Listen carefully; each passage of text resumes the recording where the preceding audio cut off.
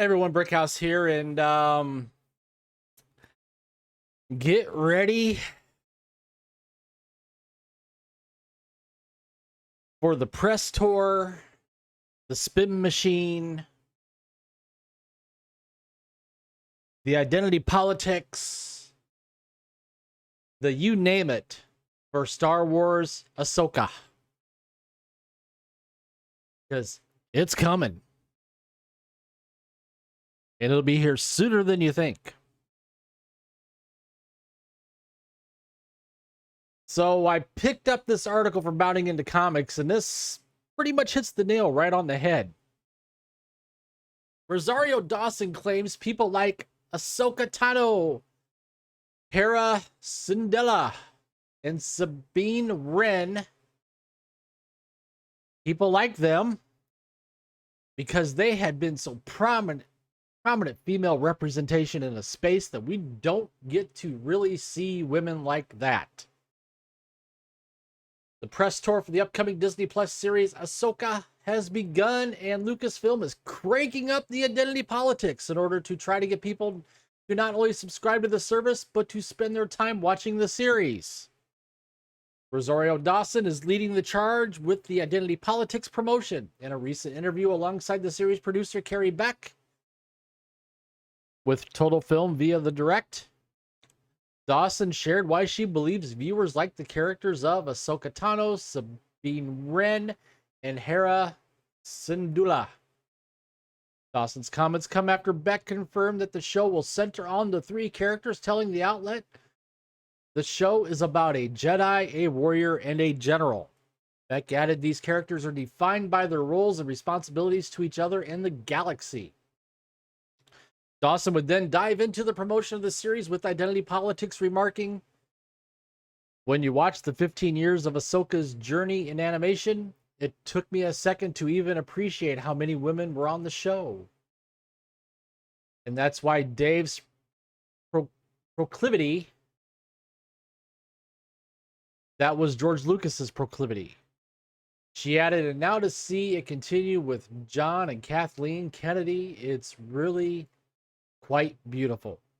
From there, she explained why she believes viewers like the three characters, claiming it has everything to do with their sex.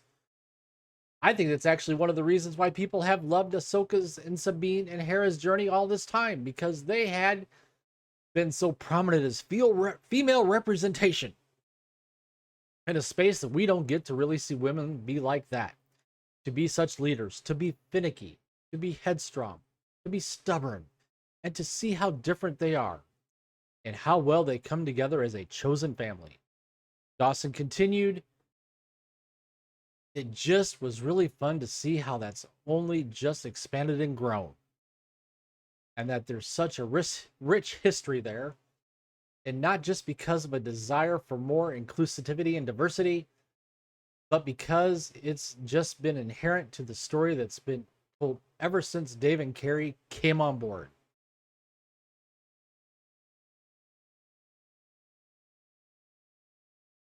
The official description of Ahsoka states, "Set after the fall of the Empire, Star Wars Ahsoka follows the former Jedi Knight Ahsoka Tano as she investigates an emerging threat to a vulnerable galaxy.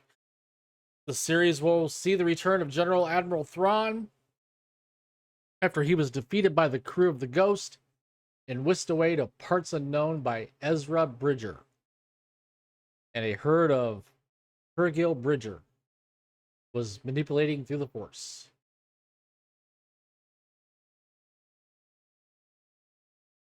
So of course, we can't go without saying that the female-led cast makes Star Wars history, just like the first transgender actor to be cast in The Acolyte.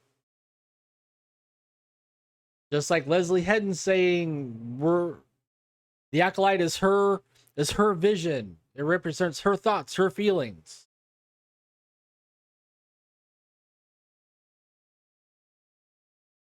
I think this show, like others, is going to be dead on arrival.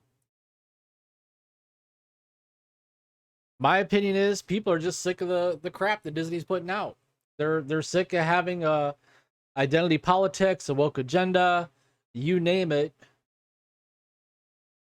pushed into these shows, these series, these movies, and call it entertainment. It's not entertainment. It's crap. I think I've said this before, and others have said this before. We just want to see good character-driven stories. You want to draw an audience? Flesh out the characters. Who they are, where they come from, what do they like, what do they don't like, what are their abilities? And then tell a story. But no, we have to get female-led cast makes Star Wars history instead.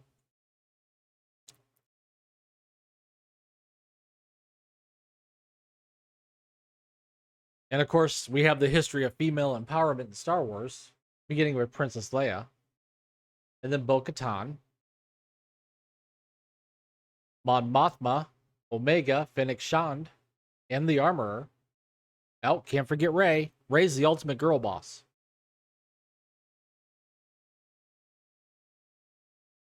I love one of the comments here on the Direct's article. Much more important than the so-called strong female characters is whether the series will have an interesting story. These stupid feminists can't understand that. And that's why we have so many objections to the Disney Star Wars movies. That is 100% correct.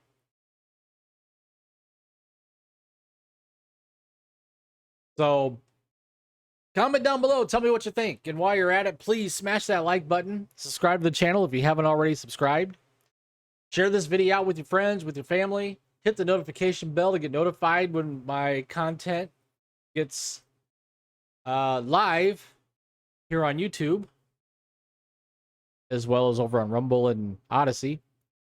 And as always, I thank you for watching. Thank you for tuning in, and I will see you later.